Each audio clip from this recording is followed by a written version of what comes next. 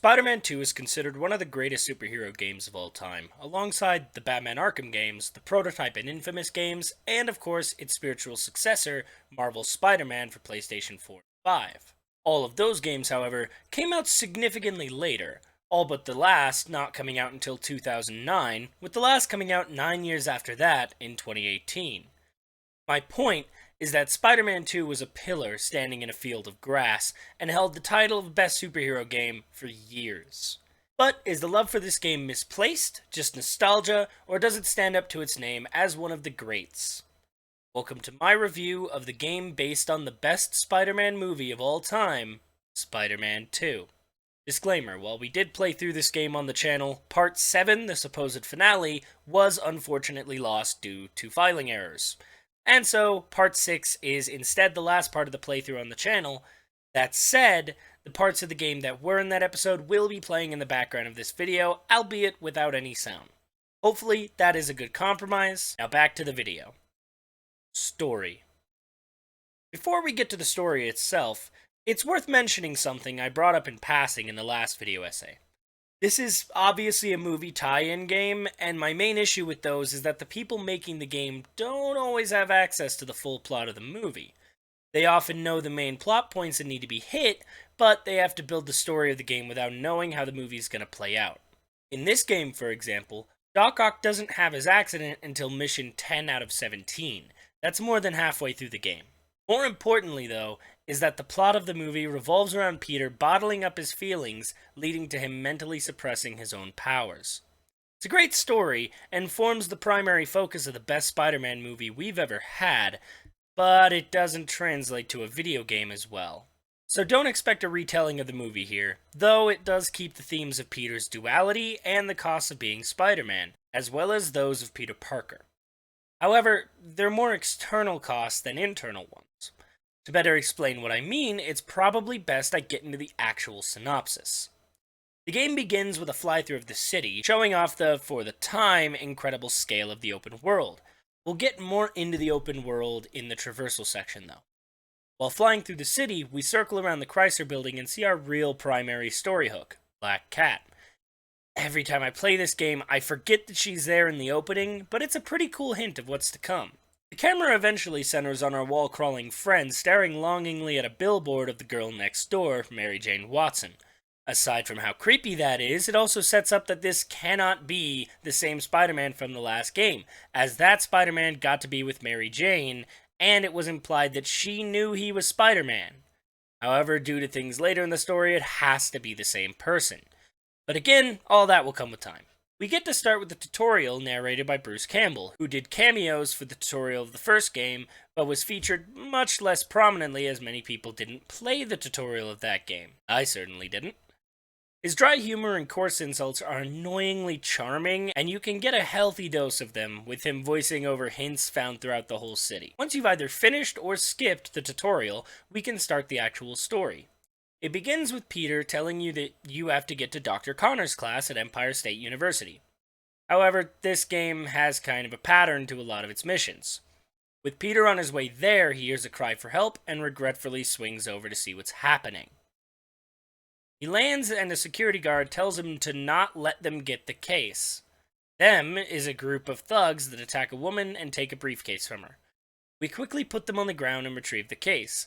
I want to talk about this for a second because Spidey asks, what's in the case? The immediate conclusions I come to is that it's the tritium that Otto uses later in the story, but there's no evidence of that. So, I'm going to use this as an opportunity to craft a little conspiracy theory.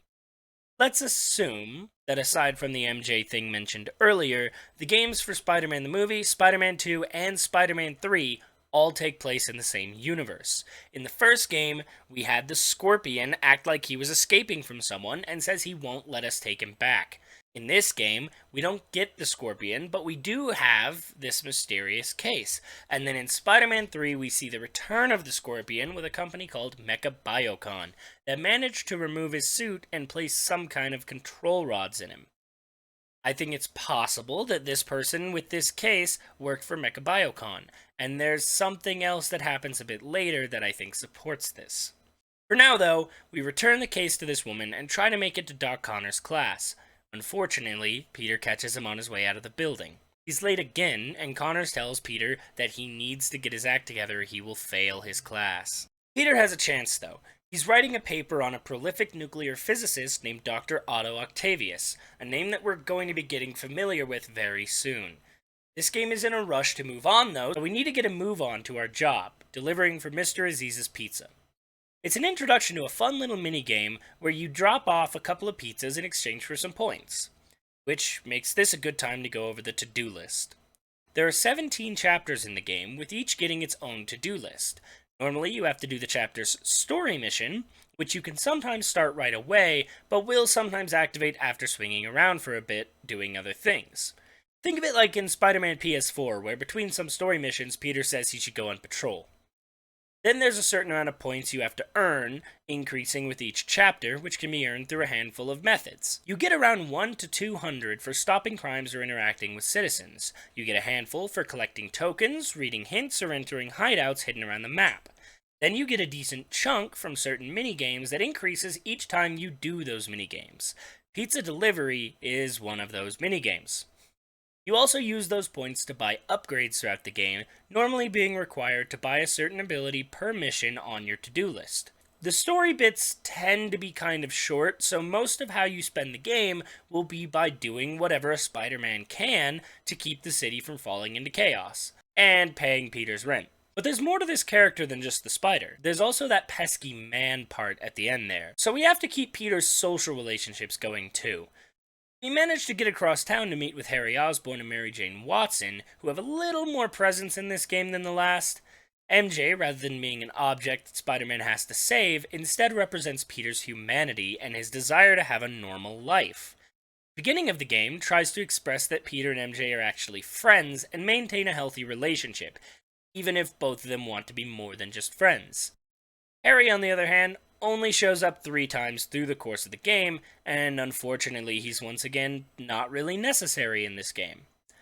We get to see him be spiteful towards Spider-Man, and says that he wants revenge, thinking that Spider-Man killed his father.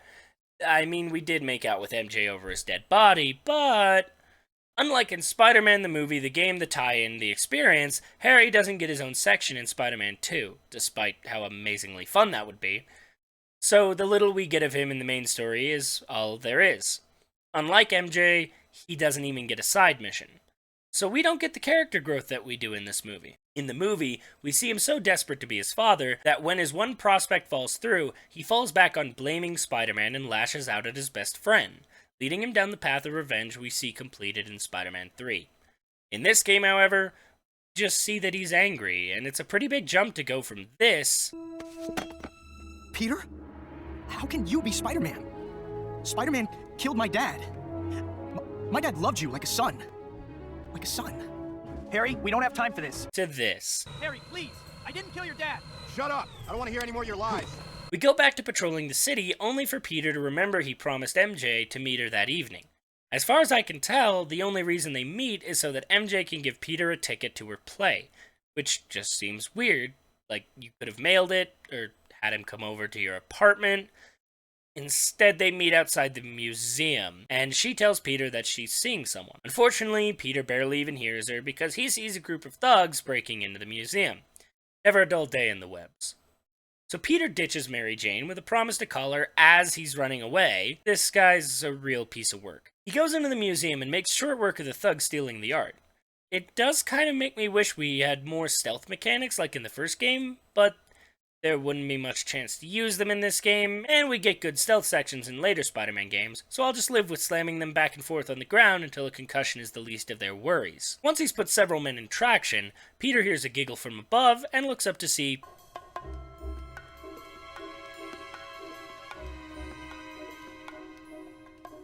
You got nice moves for a dork in tights. Wow, that is certainly a fashion statement. Meet Black Cat. In the same way that MJ represents Peter Parker and the responsibility to his friends and family, Black Cat represents an opportunity for Spider-Man to let go of that side of his life and be more carefree. But she just shows up in an art museum after a bunch of thugs just tried to rob it, so naturally Spidey thinks that she's involved. After the weirdest jump cut I've ever seen in a game... You into bondage? What? we begin the chase. Oh god, the chase. I mentioned in the last review that for whatever reason, every Spider-Man game feels the need to throw in a couple chases that I am fully convinced have never been fun. Arguably, chases from Spider-Man the movie and Ultimate Spider-Man, which we'll get to next, are the most fun because they try to add things during the chase. In Spider-Man the movie, you have to web up things that the villains destroy so they don't hurt civilians, and Ultimate Spider-Man amped that up with you having to save people from burning buildings, stop them from falling out of cars, and all kinds of other stuff. Those are pretty fun, but even in those games, and far more in other Spider-Man games, there are chases where you just have to follow behind the person you're chasing with no way to stop them, or do anything other than wait for something interesting to happen. I'll talk more about chases I don't like when they come up in other games, but we're on Spider-Man 2 now, so let's talk about how bad the Black Cat chases are in this game. They are the epitome of what I don't like about these chases. You just follow around Black Cat until she's decided that you're done. The worst part is, she's slower than you. Even at the lowest swing speed level, you outspeed her easily. Hell, you can just run and jump without slinging a single web and keep up pretty easily. This leads to some pretty dumb moments where you can just stand in front of her and watch as she runs past you.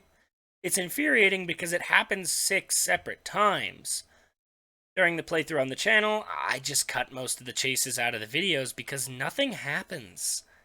So you chase her down, bantering all the way, and then just let her leave. Come on, Pete, were you distracted? Oh yeah, fair enough. Ignoring the looming ghost of Uncle Ben over your shoulder, you make your way to the Daily Bugle, where we get our second point building minigame, taking pictures for the Bugle. Robbie gives you photos to go take, and you can deliver them to Jonah for points.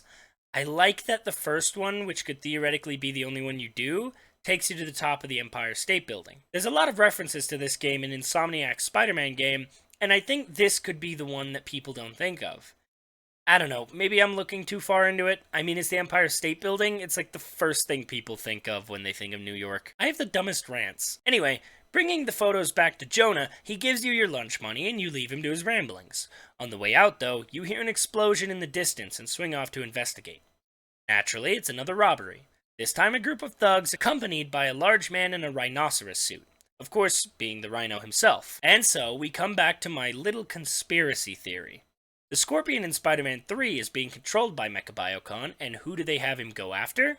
That's right, the Rhino. He's different there, just like Scorpion is, but unlike Scorpion, it feels more like he's the same one, since he's in prison after the events of Spider-Man 2. Spoiler, I guess, you beat Rhino. He also drops this canister of green gas that goes unexplained, just like the briefcase. That's part 2 of my theory that I'll conclude later on in the video. After you poach yourself a Rhino, you're late to meet Harry so that he can introduce you to the previously mentioned Otto Octavius. The good doctor is working on a self-sustained nuclear fusion reactor, and Peter is clearly interested in the subject, with he and Otto going back and forth on how the project works until Harry stops them so Otto can get back to work. Peter does agree to join Otto and his wife Rosie for dinner that evening, though, where they can discuss the project further. Going back to patrolling the city, eventually Peter hears an alarm blaring because New York apparently has a quota of superpowered robberies per day. This time it's a jewelry store with, oh god damn it, another chase scene already? You have to wonder, with the frequency crimes normally show up in this game, how many people are dying while you're chasing a cat-themed booty call? Black Cat really is just Peter's excuse to enjoy himself a little more, and frankly he deserves it. However, Black Cat's enjoying teasing Peter, so he once again lets her get away. Like, she went over the edge of the building, but you could have webbed her before she left, man. Can you really blame him, though? Look at those... Sorry, Uncle Ben. Spider-Man isn't even trying, though. He immediately starts fantasizing about this woman, thinking to himself that he wonders if there's a Mr. Black Cat. I mean, come on, Peter, you're thinking about this on the way to Mary Jane's apartment. I know she's moved on, and you should too, but... you didn't even wait a freaking day before you dropped the girl next door and moved on to the femme fatale. So Peter goes to a movie with MJ. Why do we need to see this? The cutscene is literally around 10 seconds long. And then later goes back to the Bugle because Jameson wants to see him. Peter gets a tip about some schmuck called Quentin Beck that's calling out Spider-Man at the sports center. Of course, Jonah likes the guy because he thinks Beck is going to finally expose the web-slinger. Once Peter does get to the sports center, everyone immediately starts calling him out, saying he's a con man, that Beck is going to expose him. What really gets me, though, is that Beck somehow convinced the Department of Corrections to provide criminals, including a supervillain in the form of the Shocker, for a show like this. Beck's whole thing is that he doesn't believe Spidey's the real deal. He thinks his powers are fake. And Beck says himself that he doesn't have any powers, so in every way, this seems like a terrible deal. Either Beck is right and they risk letting dangerous criminals back out onto the street, or Spidey stops them and Beck is proven wrong. I mean, maybe Beck is delusional enough to believe he'd be able to stop them all, but how did he convince the DOC of this?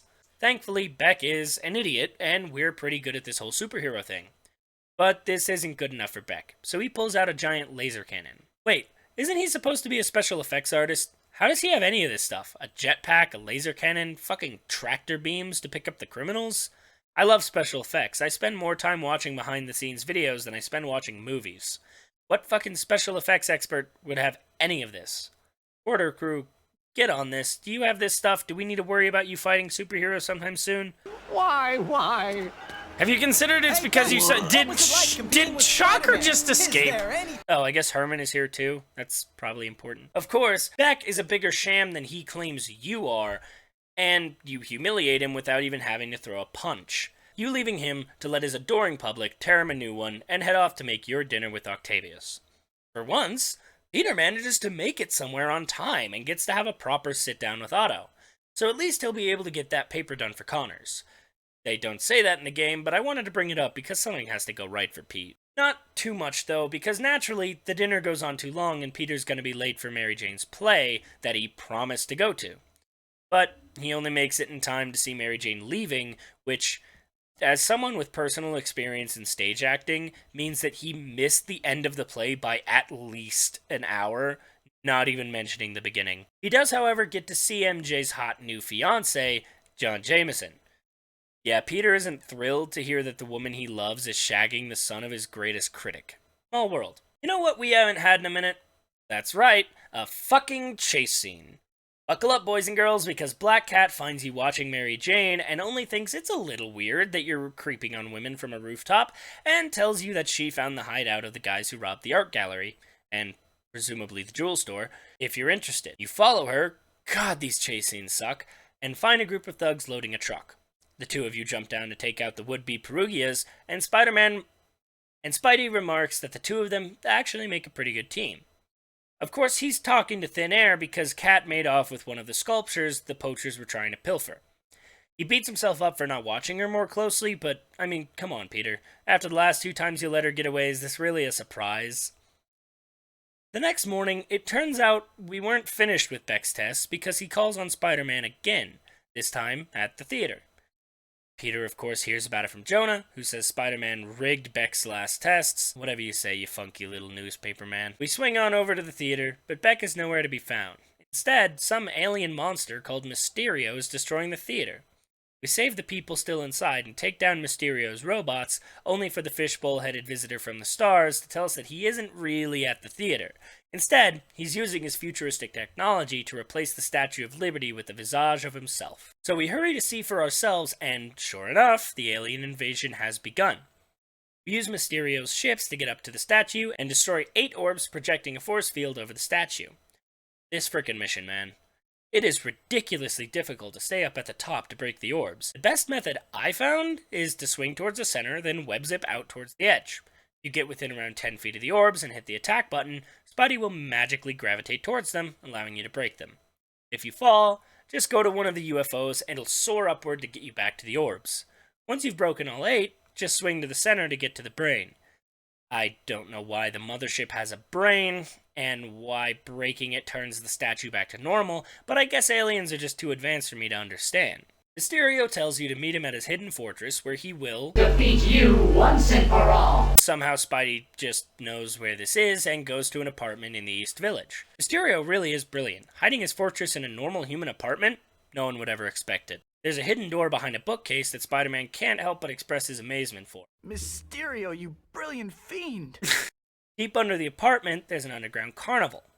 Okay, not sure why an alien would have a carnival with clown punching bags that punch back, but again, I must just be too simple of an Earthling to understand the motivations of an alien overlord. This mission actually does contain a section I want to talk a bit more about, One of my favorites conceptually was Spidey having to battle countless warped versions of himself coming from the mirrors lining the room as you break the mirrors to find an exit.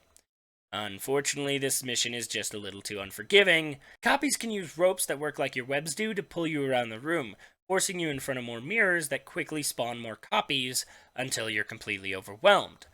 What I found to work best is to pick a mirror and start there, break it, and either web or uppercut the copy that comes out.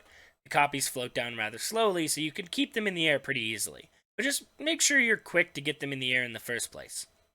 Find a mirror that has a light coming out of it after you've broken it, and you've found your starting point. From there, you just need to break every third mirror, and once you've broken 7 or 8, a door will spawn that you can escape through. Unfortunately, it looks like Mysterio had the foresight to escape and left a hologram for you to find.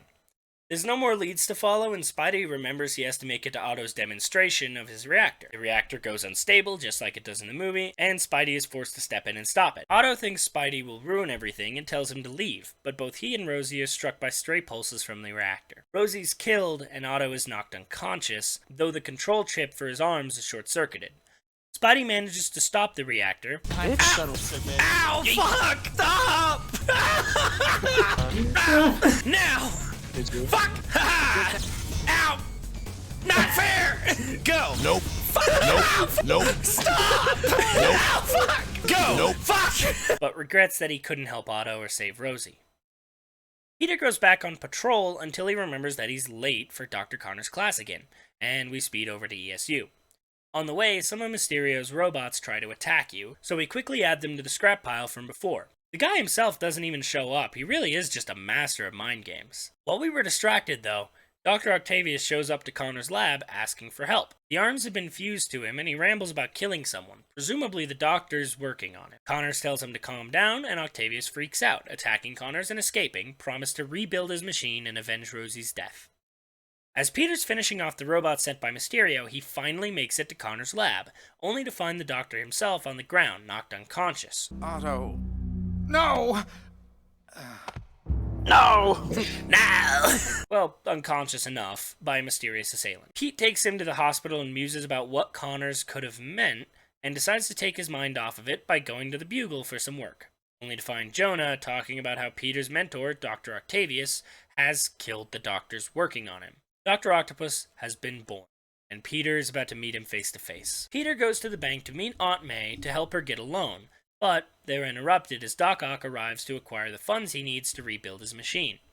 Pete jumps into action, taking out the henchmen that Otto somehow found and hired. How did he even pay for them? I mean, sure, he could have promised them a cut of the payout, but it's not like he has any rapport in the city.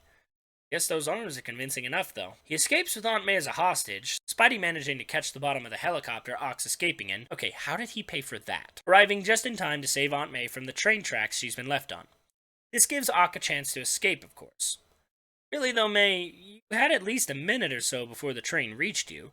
Couldn't you have at least walked to the side of the tracks away from the rails? Been a long day, so we head back to Peter's apartment. And of course, there's a message on the answering machine from Jonah, telling us to get to his son's charity ball. When we get there, Peter just stays on the roof, so Jonah probably isn't going to be too happy with him. Wait, what's that? Do I hear another chase scene? How does Black Cat keep finding us? She has to have figured out who Spidey is. I mean, the red and blue is flashy, but come on. Oh, I guess John announces that MJ agrees to marry him? You're not having the best day, are you, Pete? Black Cat says she turned over the statue she took over to the cops, and she was just messing with the webhead, which I totally believe. She says he's just wasting his time on people like MJ because Normal is boring. Spidey says that Normal's half of his life, and Cat scoffs at that. I'm going more in depth with this because it's really the crux of this whole game. Peter and Spider-Man are at odds, similar to the movie. But unlike the movie, Peter doesn't give up Spider-Man. He's instead leaning the opposite direction. He's leaning into being Spidey, and Black Cat is there to tell him it's okay. That he doesn't need any of the stuff in his other life. And at this point in the story, he's having trouble arguing with her. It's a good outlet for him, but Cat isn't the kind of person that he is, and he's practically using her to distract himself from actually facing his problems. Like here, instead of going down there and talking to MJ like he should, being the friend he tells himself that he is, he abandons that responsibility to go chase Shocker with Black Cat. Oh, right, I should mention that's where Black Cat is taking us. Herman here escaped while we were embarrassing Quentin Beck. Wonder what happened to that guy.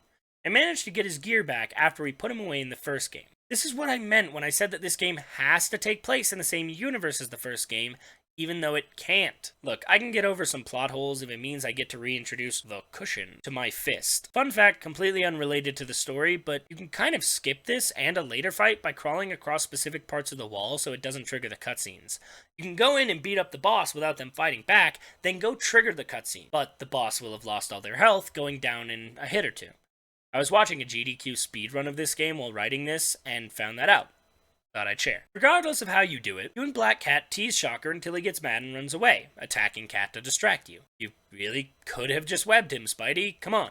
We check on Cat, who says she was just caught off guard and that she's fine, but that she has some things she needs to take care of. The way this scene plays makes me wonder if we're supposed to think the Cat is embarrassed Shocker blindsided her, but it doesn't come up again. So instead, it's just kind of weird delivery as an excuse to have Cat leave until the next time we need her. Still worried about Black Cat? We go to the Bugle just in time for Jameson to start yelling for us. I kind of love this because he says there's a Latverian ambassador arriving by chopper and he needs photos. Now, for anyone that's dipped their toe into the Marvel Universe, they know that the only thing of worth to come out of Latveria is Dr. Victor Von Doom. So we could see one of the most powerful beings in the Marvel Universe. I'm excited to see such an important character and how they'll be used in the... Damn it, we missed him! Alright, let's go check out this alien robbing the Speedy Mart. So we swing back over and... Mysterio! The most terrifying villain we've had to face has finally reared his fishbowled head again. As we confront him, we see a health bar appear, and this looks like it's gearing up to be the hardest fight in the game. Alright then, Mysterio. Let our battle begin. So we take the pictures we took of Beck back to the Bugle, only for Jonah to twist it into Spidey working with Beck. Peter's getting sick and tired of Jonah turning people in the city against him. All throughout the game, you can hear calls of menace and people telling you to get a real job as you swing around. It's demoralizing. It's not fair. Of course, someone calls for help, so Spidey has to jump back into action. But when you get down there, the woman who called out is scared of you and won't let you help. Jonah and the Bugle have potentially put people at risk because they're so scared of you that they'd rather run from you than let you help. This is the last straw. Peter lands back on top of the Bugle and begins marching over, intent on giving Jonah a piece of his mind. And Black Cat has shown up again, this time telling you to calm down and take a deep breath. Spidey isn't having it. He's done with letting Jonah walk on his name. Cat tells him that breaking in and threatening someone is not going to help anything. Besides, he's a superhero. He can do things that most people couldn't dream of. She also pokes some fun at the costume, all of which gives Spider-Man the chance to calm down and think about what he's doing. Of course, she has just the thing to keep your mind off of Buzzcut's ramblings. Shocker revealed himself. And she knows where he is. We're almost done with the chase scenes. Promise. This time, he hired some schmucks off the street equipped with lesser versions of his gear to take out the two vigilantes chasing him. Come on, Shocker, with how easily we take you down, did you really think these guys could do anything? Of course, we breeze right past them, and Cat leads us to a warehouse on Roosevelt Island. There we find the upholstered upstart in an old Oscorp testing facility that I guess was working on space propulsion according to Cat. I don't know, I wasn't really paying attention. Jokes aside, this makes me wonder, since this is clearly an abandoned facility, if maybe someone else could own this place now. Maybe some kind of corporation specializes in the same brand of science fiction as Oscorp. Look, there are clearly a lot of dead story threads here that I'm trying to tie together because it's interesting to me. Is that so wrong? Oh, right, Shocker. He's using the tech in the warehouse to create a force field around himself. Somehow. And Cat finds a way to shut it down while we distract him. Kinda cool if that's a hint that Cat is smarter than we get to see up front, making her an even better romantic foil for Spider-Man, but like I said, we don't see it up front, so there's not much more to say. Of course, we do take down Shocker again and rub salt into the wound by flirting in front of him. I guess it's cringy enough that Shocker gives up crime for good because we don't see him in 3, which I can live with. 2 games is enough. You don't count. With some time to spare, Peter realizes that he somehow got another ticket to MJ's play and maybe he can still make it. So for some reason the game gives us a 5-minute timer that we need maybe a minute and a half of to get to the theater. Once there, we missed it. Again. Peter, you can't really blame anyone else here. You chose to go after Shocker. He wasn't attacking anyone. You could have gone after him after the play. While reminiscing on his bad life choices, Peter notices some goons trying to mug MJ as she leaves the theater. At least it's not this guy again. We bash their heads into the pavement until they reconsider their career paths, then talk to Mary Jane. She thanks us and lets us know she's getting married. Of course, anytime we see MJ, Peter has to balance it out by seeing Black Cat. So, we're right back to seeing her. I guess this is supposed to be the next night, but this game doesn't handle its day-night cycle very well. We meet her on top of the Chrysler building, Ford building, and talk about Spidey's problems. Again, this is kind of a one-sided relationship. Not everything's about you, Webbs. This cutscene really emphasizes that. While she may be trying to help Spidey feel better, Cat really doesn't get him. She doesn't know why he takes so much responsibility onto his shoulders and why he goes out of his way to help anyone that he can. But at least she has a nice distraction for him, as usual. And we get to start another Oh, it's a race this time. That's a nice change. It's the same basic idea of you and Cat going from point A to point B, but we get to have some more playful banter and we don't have to wait for Cat to hurry up. Once we smoke her, I'm on at least swing speed level 5 at this point, you never stood a chance. She tells us about some deal going down that has to be pretty big. Down below, we see a group selling some kind of walking tank that I freaking promise you was made by Mecha Biocon. We have the drop on them, so if we just sneak down, we can take them out without them even notice. I'll bet a shiny nickel and a kick in the head. Waste them! Or not. Thanks, Cat. So we get blasted around by rockets for a few minutes instead. When we're done, Spidey scolds Cat for putting them in danger instead of being responsible. Cat insists that it doesn't matter as long as they have fun, and Spidey realizes that maybe he's been irresponsible himself by how he's acted around Cat. He brushes her off and she gets angry and leaves. He muses to himself that maybe she's right. He's barely seen his friends lately, so how bad would it be if he just embraced the Webs? But he knows he can't. His friends make him who he is. He needs them. Maybe he should give up Spider-Man then. Being the web slinger has created a lot of problems for him, but leaving that behind could mean people getting hurt. So no. He owes it to the people he cares about as well as to the city to make it work. He decides to track down Black Cat and break things off with her properly. He may have come to a conclusion himself, but he can't just let go of the irresponsible way she handles things. So he tracks her down. She's ready to go on another adventure, but Spidey stops her. He can't be with her. He's Spider-Man, but he's the other guy too. And he needs that balance in his life. She seems to be taking it badly at first, but when Spidey starts to feel bad about it, she tells him to loosen up. That she won't be out of his life that easily. So naturally, she tells us to go after MJ, and then we never see her again. I don't like this. This is terrible. Peter decides to talk to MJ and convince her not to get married. Peter, my brother in webs, I know you genuinely love her, but you cannot just play with this woman's emotions. He goes to her apartment and calls her out to the street in the middle of the night. He just comes out and says it, that he's in love with her and he wants her to be with him. The absolute cringe of MJ sighing and just saying that she's getting married before going back inside physically hurts. Even Peter reflects after the cutscene of what the heck was he thinking? But it gets even worse because Peter just pivots 180, way too far. We just had a whole thing about Peter choosing to try and live both the life of Peter Parker and the life of Spider-Man. And then he goes to MJ, gets rejected, and immediately decides he should stay away from MJ and abandon the Peter Parker stuff. Damn it. So now that Peter has shown some character growth and then immediately tossed it in the garbage, we can start scraping up the leftovers for the finale. Harry is in his penthouse, or office, or something, and is interrupted in his sulking by Dr. Octopus breaking in to get the tritium he needs to run his machine. Oh yeah, I guess I didn't really talk about that earlier. Yeah, you guys have seen the movie. So Doc could just force Harry to give it to him, but Harry offers him a deal that Otto takes for whatever reason. If he brings Harry Spider-Man, then he can have the tritium. This isn't the game's fault because it happens in the movie too, and I guess the reason Ock decides to take the deal is because he wants Spider-Man dead too. But the point is that we can now get to our plot device so Harry can find out about Peter. This here is why I hate the scene of Peter confessing to MJ so much. MJ calls Peter to say that she wants to talk to him and to meet her for lunch. Instead of adding a scene that undoes the character growth you actually did, maybe instead have a more reasonable variation right before MJ agrees to marry John. Maybe have Peter's confession be the reason she accepts the proposal. It still isn't quite as good as what happens in the movie, but it would flow a little better than this. So we do go meet MJ at the diner, and MJ gets one sentence in before she's cut off by a car coming through the window. Peter dives to save her, just like in the movie, and is it just me or does this sound like a completely different actor for this line? Watch out! Doc Ock climbs through the window and grabs MJ, telling Peter to get Spider-Man to meet him at the elevated train that afternoon. Apparently that's in less than 2 minutes because we have to book it to save Mary Jane. Damn, and I was really hoping to do some trick races or something in the meantime. Now I hope that you're ready to relive the most famous scene from Spider-Man 2. The train scene, where we see Spider-Man almost give his life to save the people on that train. There's a reason why it's the scene everyone remembers from the movie. Every element of it is perfect, and I don't want to go too far into it, but maybe one day I'll break that down. For now, let's see how the game compares. I've got to stop this train. Everyone on board will be killed.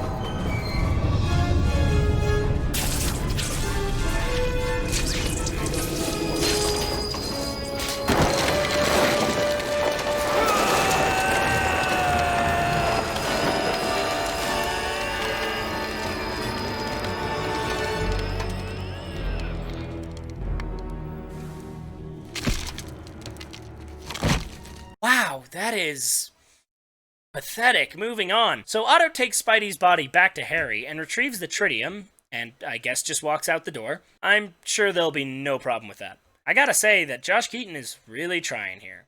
I'll touch on it more later in the video, but he was not given a lot to work with, but by golly will he do what he can. Harry has an existential crisis over his best friend killing his dad, and instead of Peter taking half a second and just saying, Harry, your dad killed himself, MJ was there, she saw the whole thing, since this is the game continuity, and she absolutely did, he just ignores Harry entirely and asks where MJ is with a half-assed "we'll talk later" thrown in at the end. We go to the pier that Harry mentioned, which I swear is the hardest race against time in this game. I always make it with barely seconds to spare, and I'm just going to let this scene play out for a second.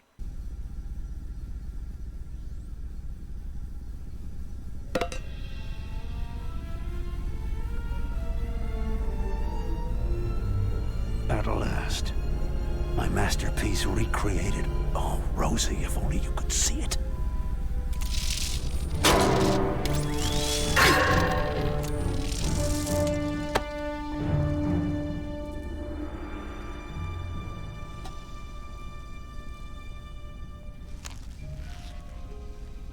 Don't worry, MJ. I'll get you out of here.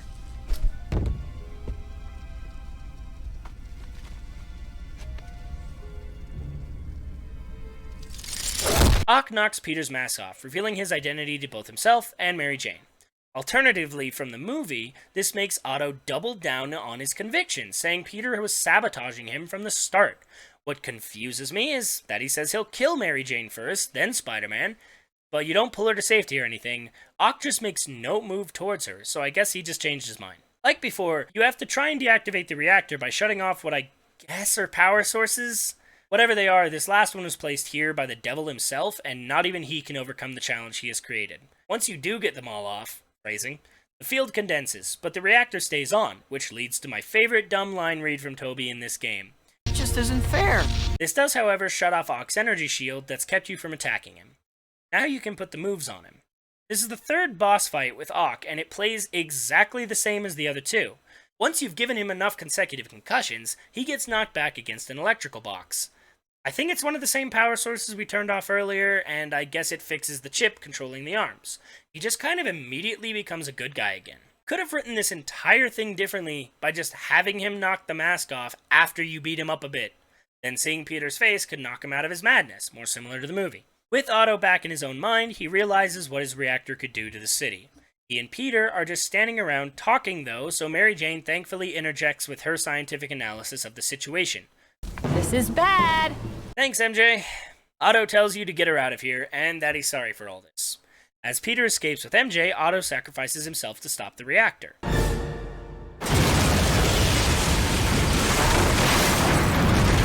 The ending plays out somewhat similarly to the movie, with Peter telling MJ that his life as Spider-Man means she can never be safe with him, and then cutting to his apartment where she shows up telling him, tough, it's her choice. And so, we reach our conclusion with Peter telling us that the responsibility is his to bear, because there's only one Spider-Man. Until a year later, where we'll get the Ultimate Spider-Man game. So let's do a basic breakdown of the elements of the main story. Peter's failing to balance his normal life and his life as Spider-Man.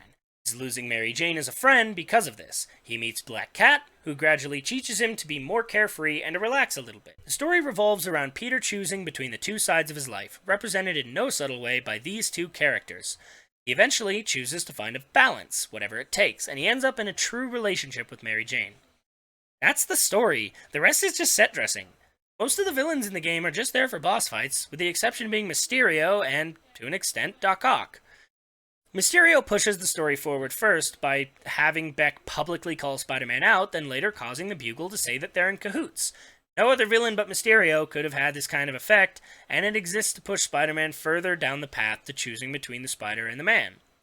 Doc Ock, on the other hand, serves a lesser version of the role he served in the movie. He's a mentor for Peter, someone he looks up to. Peter blames himself for the accident that led to Rosie's death and Ock's creation, which again pushes that narrative of, is Spider-Man the problem? Is Peter Parker? Those are the two most prevalent villains in the story, and they both support that narrative. Rhino and Shocker are both pretty much inconsequential and could have been replaced pretty easily. Rhino could have been removed entirely with no changes to the game aside from a kind of fun boss fight being lost, and Shocker could have been just about any villain. Like, maybe Boomerang. I like Boomerang. My point is that this game is pretty short, and may only have 4 main boss villains, but 2 of them are used pretty well to elevate the story, and the other 2 are just fun to see and fight. So overall, the story's basic, but pretty good in function, and the characters are used pretty well. So why do I smell a big butt coming? Well, if you played each mission back to back with no time in between, then the game would be maybe 2 hours long. That really doesn't cut it for any game after 2000. So what did they do to make it longer? After all, my playthrough was almost 7 hours. I'll tell you what they did. They filled it with a completely abysmal amount of grinding.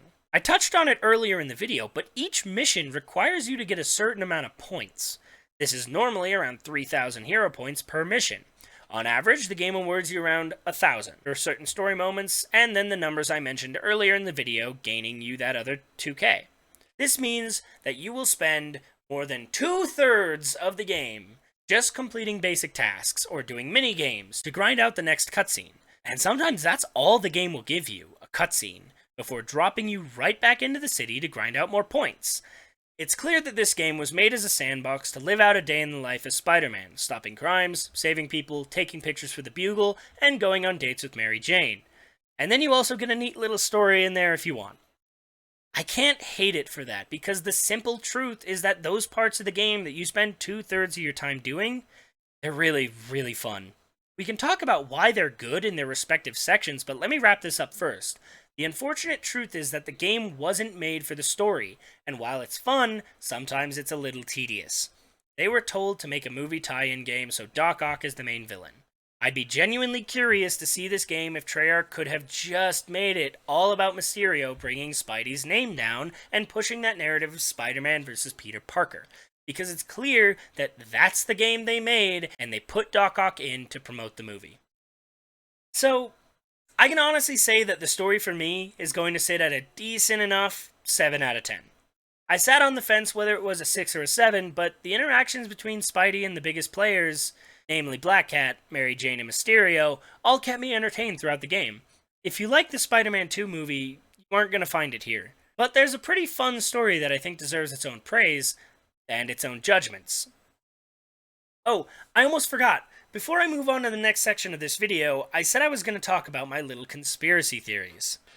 If you want to skip this, go to the timestamp on screen to move on to the next section. But this is nagging at my brain, so I need to get this off my chest. Still here? Good.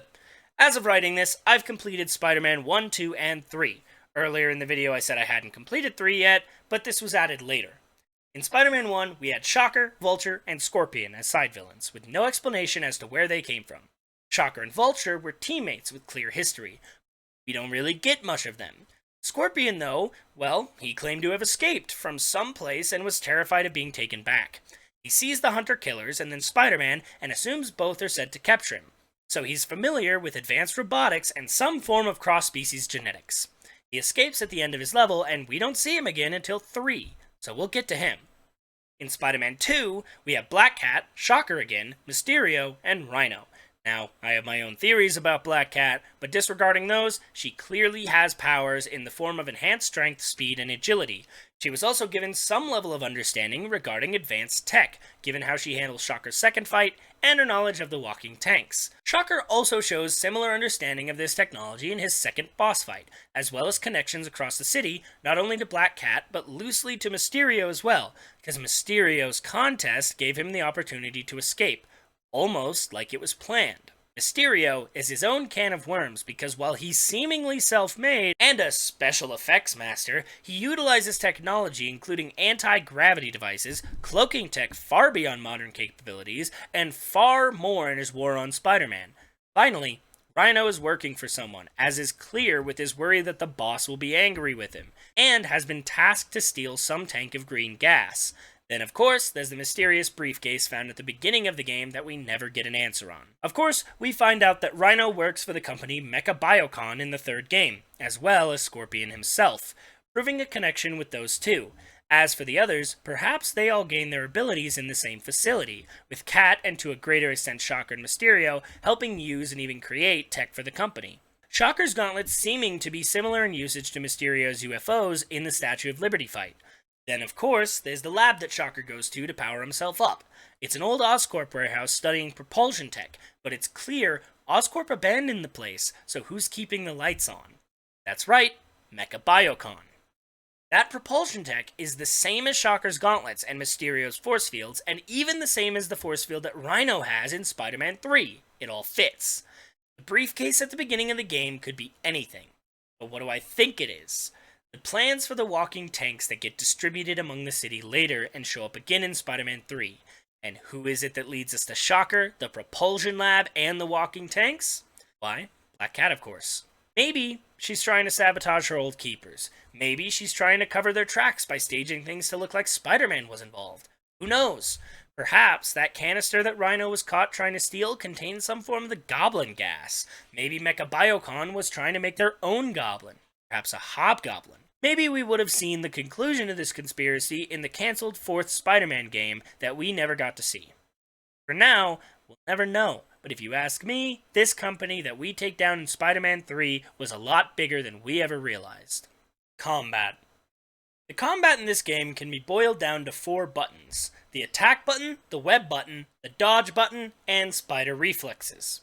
The attack button contains all your physical attacks. Punches, kicks, I think there's a headbutt somewhere in there, I don't know. The web button is pretty self-explanatory. You hold it down, you can web someone up. Tap it, you can blind them. Tap it while they have a weapon, you can disarm them. There's multi-webs that can affect several people at once, impact webs that instantly subdue enemies, especially useful against the ones that block all the time. And of course, directional inputs while they're webbed. Up to send them flying in the air, down to pull them to you, and to the side or in a circle to spin them around you and hit others on the way. Dodge button does just that, and lets you dodge just about any attack. It's not automatic and it's not too forgiving, so you'd better make sure that you're timing your inputs correctly, especially in those Doc Ock boss fights. While the control itself isn't directly related to combat, holding the dash button and or the jump button changes what some of these do. For example, allowing you to do an uppercut or impact webbing. As far as I'm aware, there are 31 base combos using these 5 buttons, and while I'd enjoy more, it does still provide plenty of ways to spice up your combat.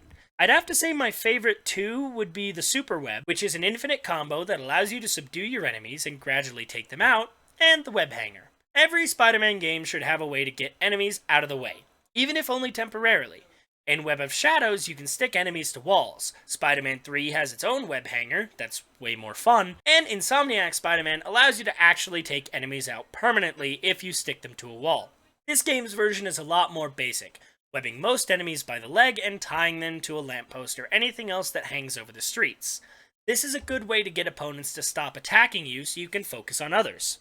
They don't stay up there forever, but it's long enough. The Spider Reflexes button works a little differently though. Instead of having an immediate function, they took the scene from Spider-Man 1 of Peter perceiving time differently due to his spider sense and made it a game mechanic. If you look right next to your health bar, that blue meter is your reflexes bar. It'll drain over time while you're using your spider reflexes. Time slows down to what feels like around a third of its usual speed, but yours slowed down significantly less, giving you the chance to do more before your opponent has time to react.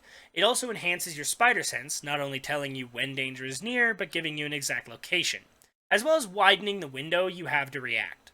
It also gives you a damage buff, which makes sense. You're hitting faster, which by basic physics means you're also hitting harder. Finally, it gives you access to an additional move. Technically two, but one is just an upgraded form of the other. That being the stair-step kick combo. It's easily my favorite move in the game, as once you get the timing down, you can go into spider reflexes, take down one or two baddies, then use the stair-step combo, and exit out of spider reflexes at the same time, and build back up your meter almost instantly. So if you watched my first video essay on Spider-Man the movie, my biggest problem with the combat was that we don't get much time to enjoy it. There was a combo system almost as in-depth as this one, but most missions just didn't have jobbers to plow your way through. This game solves that problem very, very heavily. Now you can't go 2 feet without finding someone whose ass needs kicking.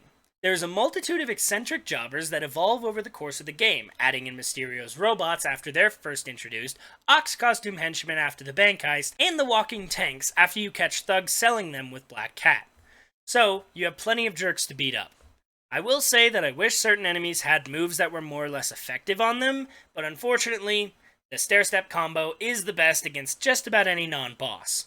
Speaking of which, my other biggest problem with the combat of the first game was that all of the bosses were taken out with the same move, being the web ball.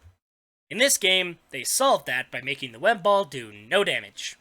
It's still useful for webbing up the different thugs and will likely be your most consistently used move, but the bosses have their own little strategies.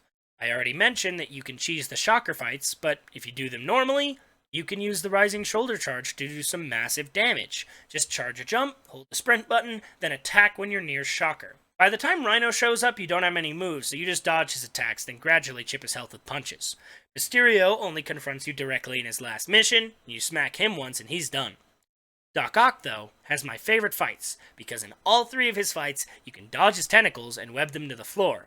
You don't have to, but it certainly helps because once all 4 are webbed to the ground, you charge your jump meter and then attack, which does the Hero Punch, a single super strong punch that does a huge chunk of Ock's health. Overall, the combat's good and utilized well throughout the game, but admittedly you can never get any momentum with your combat because after around a third of the game, most enemies block your attacks, and so you can either use impact webbing or counters to take them out. Unfortunately, these blocking enemies just constantly stop you in the middle of the fighting, so between that and the lack of differences between ways to take down enemies, those are my only real issues of note. Aside from that, I genuinely enjoy the combat. It's engaging enough that I can honestly say I look forward to stopping the absolutely unreal amount of crimes around the city. Sorry that I didn't have anything controversial to say in this section, it's just honestly that good. If you really want to master the combat system, there's a good place for that. In the background, you've been watching me play the arena mode in this game, and it gives you timed challenges, endurance challenges, and fun takes on the boss fights from the game. Even a guest appearance by Calypso, meaning that all 3 Raimi Spider-Man games have ties to Kraven. Admittedly, only the Xbox version for the first one. While I know it isn't true, and this is just a fun mode, I like to think that the entire fight arena is just Calypso testing Spider-Man so that Kraven can study him before the events of Spider-Man 3. Me and my quirky little headcanons. Anyway, with all of that said, I can honestly say, I give this combat a solid 8 out of 10. There's room for improvement, but I think there's only one game that does the combat better, and I guess you'll just have to wait to see what that is. Traversal. I have rewritten this section like 4 times, and I honestly don't know what to say. When you talk about Spider-Man 2, and even just Spider-Man video games, the thing that always comes up is the web swinging. Of course it does, it's Spidey's whole shtick. This is the game that everyone seems to hold as the hallmark of web swinging. I mean, this was the first of many Spider-Man games to have this open world swinging, and was one of the biggest open worlds of the time. When I reviewed the first game, I looked at it as a product of its time because I wanted to give it a fair shake. However, I can't really do that for this game because this is the benchmark for how Spider-Man games were considered from this point onward. So I think it's necessary to consider how the swinging has aged as well. To start, this game introduced us to the concept of physics-based web swinging. This is oddly hard to research, but this doesn't seem to be the only game with a physics-based system. Spider-Man 2018 and of course Miles' spin-off game, for example, has it. It's a term that's thrown around a lot when talking about Spider-Man games, so what does it mean? Well, in layman's terms, it means that when you're swinging around, you're actually swinging, like a pendulum. Webs have anchor points on buildings, lampposts, all over really, that they have to hit. The first part is something that's become necessary in almost every Spider-Man game, unless you're Beanox. Go figure, it kinda breaks the immersion when you can swing off a cloud. The part that most games don't follow through on is the way that Spider-Man reacts while that web is out. So the basic physics of a pendulum are that you have an object with some mass, like for example a certain arachnid individual, that's accelerating downward. Then that individual, Spidey, attaches themselves to an anchor point with some kind of rigid line. Then, Spidey's momentum would have shifted from an arrow pointing downward into a parabolic arc, like this. And it can get more complicated talking about how gravity affects this and all kinds of stuff my roommate could tell you all about. I'm a physics major. But the point is this. In Spider-Man 2, most of these factors are taken into account, and you have to think about them to a much lesser extent as well. What that means is that the angle you approach an anchor point building, or the speed at which you're falling, and all kinds of other factors, will adjust what happens when you attach a rigid web line to that anchor point building. Something that no other Spider-Man game has truly replicated before or since. You have some games that just don't have the web physically attached to anything and just play you through an animation that moves you forward. Some that streamline the physics system to better fit the style. We'll get to you two in future videos. And then some that seem to have begun with the basics of the physics-based web swinging, but couldn't figure it out. I really don't know what happened with this one.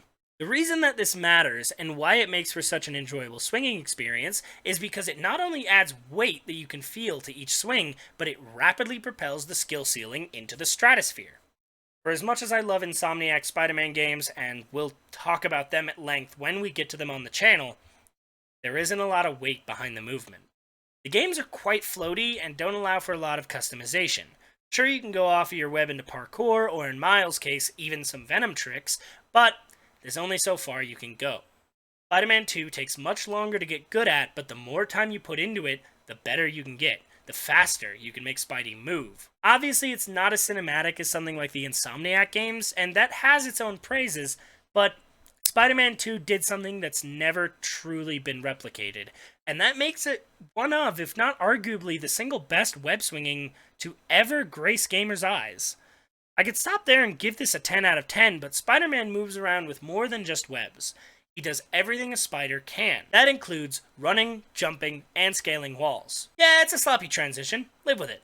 Swinging indoors doesn't work very well at all, and it makes me wish for a web zip more similar to Spider-Man the movie. But I certainly wouldn't sacrifice it for what I passionately refer to as the web vault, where Spidey propels himself forward to maintain momentum. So for indoor sections, you'll mainly want to focus on footwork.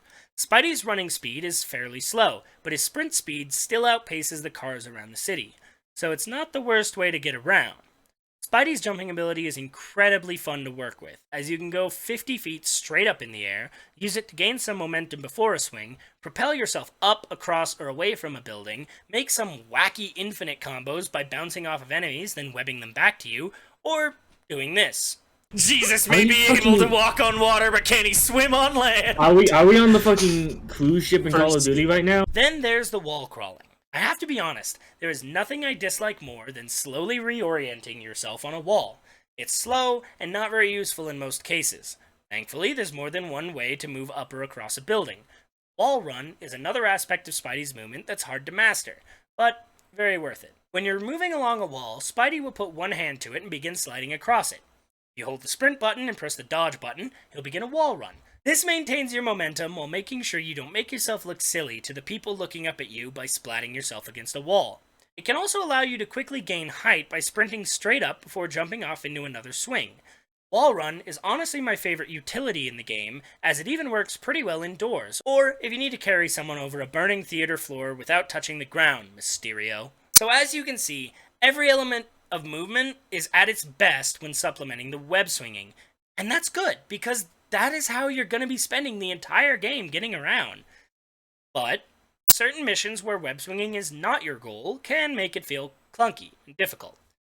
mostly due to the camera's slow reaction speed. The most notable of these are the carnival section, Mysterio burning down the theater, all three of the times you fight Doc Ock, and for God's sake, the Statue of Liberty. You cannot gain altitude if you lose it under any circumstances. I mentioned earlier that you can keep yourself high by swinging towards the center then web-zipping outward, but if you do lose that height, the only way to really get it back is to let yourself fall all the way. Web one of the UFOs at the base of the statue, and let it carry you all the way back up. For as much as these missions do annoy me, the game wasn't built around them. It was built around Spider-Man's webs feeling as real as possible for the time, and getting you around the city as quickly as possible. The sheer amount of control you have when swinging, combined with how good it feels to get better over time, something I'm still working on if the background footage is anything to go off of, is the biggest part of this game. And for all of the flaws I just mentioned, the lowest I could possibly give it is a 9 out of 10. Absolutely spectacular. Audio visuals. I've been thinking about this section as I write the rest of this video. If you watched my review of Spider-Man the movie, here I just put a section talking about vocal performances. But I would be remiss not to use some time to also talk about the visuals of the game. So let's start there. It's pretty bad. I mean, come on people, Halo 2, Half-Life 2, Doom 3, the original Far Cry, and so many more all came out this year. So why does this game look so terrible? The in-game models are so flat and polygonal when other games of the time were nowhere near as bad. Admittedly, this game did have a full city to render, and the size of New York in this game, as I've mentioned, was incredibly impressive. There isn't anywhere near as much detail as we'd get not even 5 years later in Web of Shadows, but there's always enough people walking around to keep you immersed. The cars have good pathing, unlike a game we'll get to down the line, and the buildings are distinct enough, especially the important ones. Does that really excuse models like this, though? Most of the models look passable enough, with Rhino, Doc Ock, Mysterio, Black Cat, and Shocker looking fine. But what the hell is up with MJ, Harry, and for God's sake, why does Peter have his glasses on? Spider-Man's model, too, is just not that great, especially when you compare it to the game that came out 2 years prior. I don't know much about game development, but it's in the same engine, in the same art style, and on the same console, so why couldn't they just use the model from Spider-Man the movie? It just looks so much fuller than this one. Hell, they made Ultimate Spider-Man in less than 12 months after this, and Spidey's model in that looks fantastic. In fact, every model in that game looks better. Was there some massive breakthrough I don't know about over at Treyarch? Basically, the game doesn't look absolutely atrocious, but the game 2 years before it and the game a year after it both looked better. They did take the engine used to make the opening cutscene of the first game, fantastic cutscene by the way, and used it to animate key moments from this one, including Peter's first swing, the creation of Doc Ock, and for whatever reason, Mysterio's first appearance that doesn't even feature Spider-Man. There are a few others, but the point is that these don't look much better. Being pre-rendered, they feel like they're at a lower resolution than the rest of the game, and they don't do a very good job of rendering human faces. Look at this monstrosity. And here Peter doesn't have his glasses. What the hell? See? Without the glasses! The worst thing though, the absolute worst thing, is that the PSP version of this game looks great. It used the same models as Spider-Man the movie, and just downscaled the resolution, meaning every model in this game looks fuller and less like a series of triangles in the shape of Spider-Man. And for some reason that I cannot fathom, it has its own pre-rendered cutscenes that aren't in the console version of the game. Worst of all, being the train sequence where they recreated the shot from the movie of Spider-Man on the front of the train holding it back with his own body, as opposed to the console's terrible rendition of it.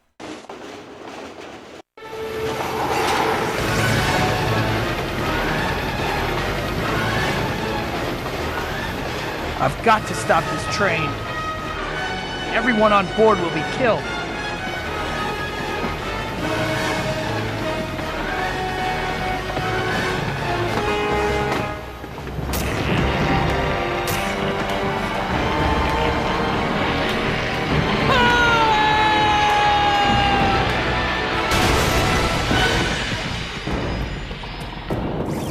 Back, peons.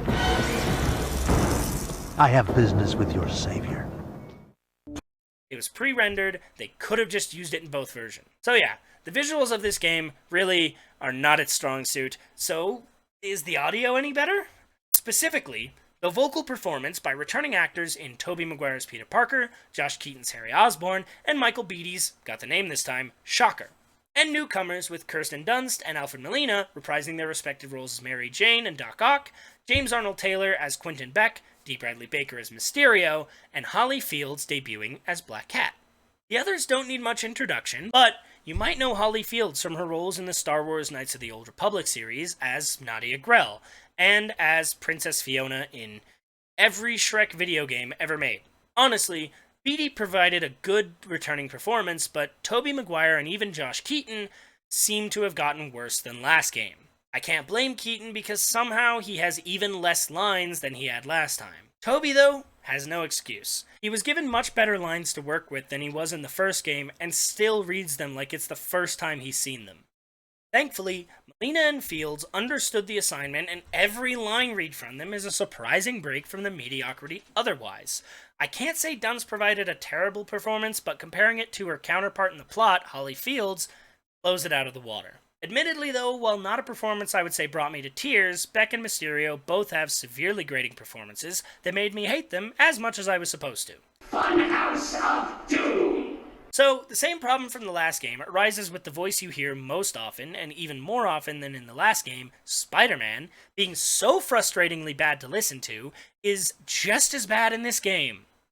However, I have to give it some bonus points because hearing Tobey's unintentionally dry reads next to the much more entertaining performances around him provides a level of comedy that I have to appreciate, like clip of the not really part.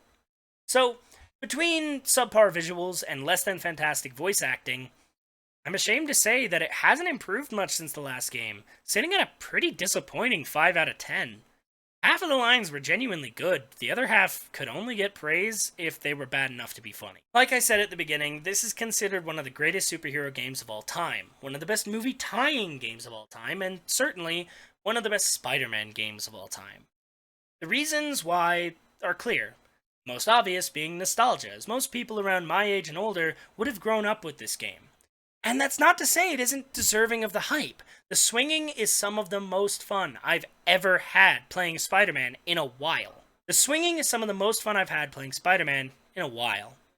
More than just the swinging, the movement overall feels really good, and once you've mastered it, you'll be able to make it across the city not only quickly, but in style. In a similar vein, the combat feels great, since you'll be spending so much time stopping random thugs on the street, each combo needs to feel unique and fun.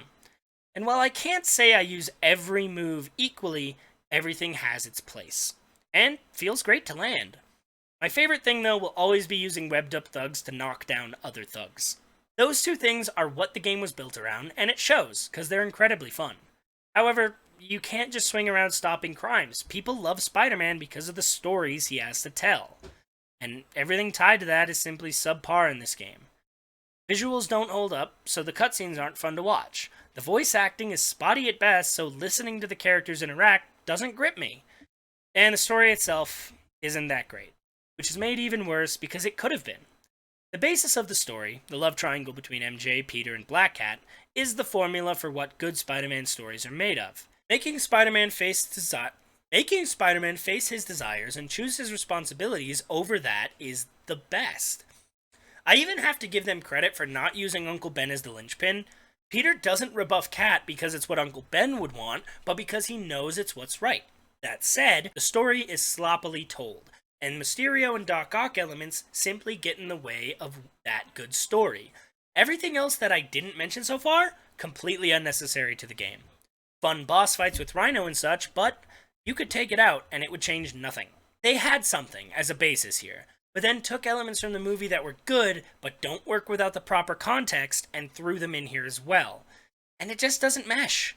On top of that, you can beat the main game super quickly, so instead of adding more content to add to the story, they just made you grind your ass off to progress. It's fun, but it's still padding. The game didn't really age perfectly, and it's upsetting because the gameplay itself is still some of the most fun you can have with a Spider-Man game. Which is why, before I give my final rating, I am begging you, pick this game up. It's available for PS2, but it's way easier to get the Xbox version, play it on a 360, or, just like with the last game, play the GameCube version. It's super easy to emulate, and runs like a dream. There are a few visual tears and glitches, but nothing to really worry about. If you're a Spider-Man fan in any way and you haven't played this game, then please do. Because if all you care about is the gameplay, it lives up to the hype. Even if I praise it all day, I still have to be fair to my rating system and give this game a 7.25 black cats out of 10. I hope that you guys did enjoy the video. My last video essay seemed to do pretty well, and I can only hope that you guys react to this one just as well.